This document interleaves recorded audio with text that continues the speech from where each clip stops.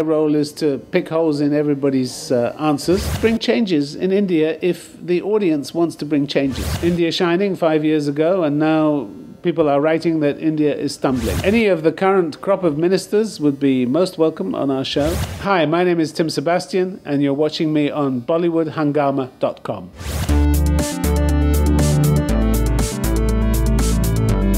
It's a debating show. It's talking about controversial issues with Indians, and it's the first show of its kind to discuss really difficult, vital issues in society, show it in India and around the world as well. And the stars of the show are Indians. The stars of the show are the audience, the people who will be arguing with politicians and thought leaders and exercising their democratic right to free speech and holding their politicians to account.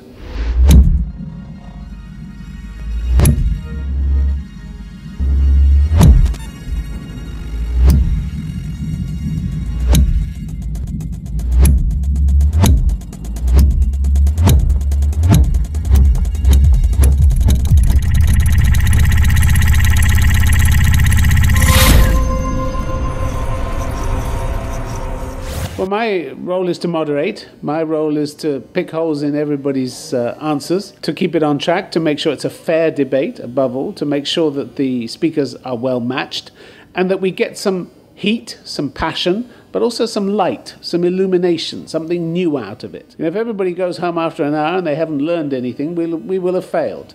My job is to make sure that this is compelling TV, interesting TV, groundbreaking, and really extract something new from these people's heads. And we want the audience, as I say, predominantly young people, to be the stars of this show. And getting answers to the questions that matter.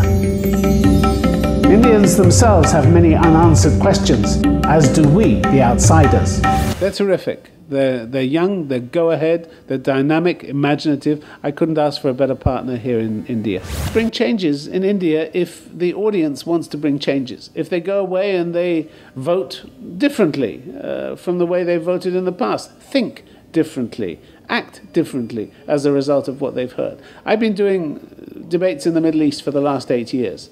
And throughout all our debates, we take a vote at the beginning of the debate and one at the end. There are always people who have changed their minds in the course of that. And that's what we're looking for, open minds.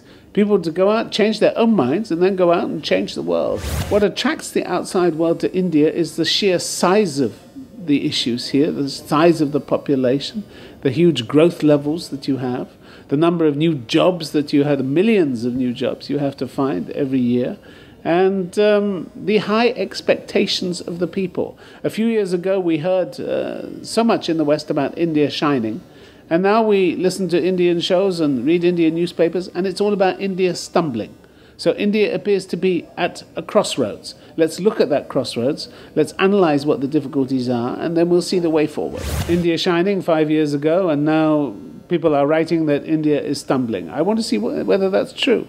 I want to see whether the national mood has sunk for any good reason, or it's simply one of those cyclical changes. And what people are looking for from India, Indians themselves, in order to rise above their current difficulties. I guess one of the most interesting interviews was with Robin Williams, you know, the American comedian, because actually I didn't have to interview him. He just spoke for 25 minutes.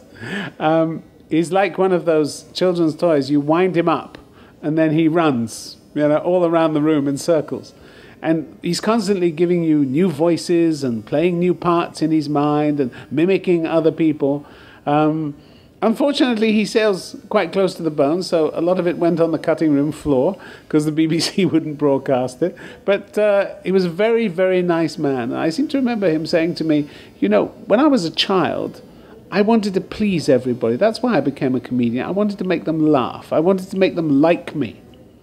And it struck me from someone who is so famous around the world, has done so many films, done stand-up comedy, that there was something of that little boy still there, wanting to be liked and wanting to make people laugh. Any of the current crop of ministers would be most welcome on our show. Because, look, we're dealing with important issues here. We're dealing with life, death, human rights, famine, war, disease, all kinds of things that affect the global population these days. And you know, the great thing that is also being said in the West these days is that it's Asia's century. This century is Asia's century. The last one was America's. The 20th century was America's. So let's see what Asia has in store for us. And let's see, more particularly, where the young people want to take it. See something very, very new, very compelling, and they'll look at issues in a totally different way. And I think it'll be a very exciting show. They'll hear some strange and, I hope, wonderful things as well.